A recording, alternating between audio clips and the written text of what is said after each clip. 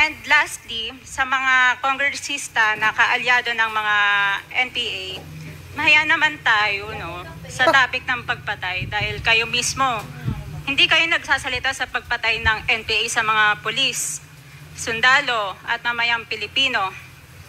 Pati rin po sa mga natitirang resource persons na gusto mag-abogada papuntang ICC, si Attorney Maria Cristina Conti, na kandidato ngayon ng Bayan Muna Party List. Kasama po ang inyong katabi na si Nery Colmenares ng Bayan Muna. Sa NPA, nire-recruit ang mga kabataan para pabagsakin ang gobyerno at pumatay ng mga pulis, sundalo at tropa ng gobyerno. Hindi nyo naman kinokondena ang pagpatay nila.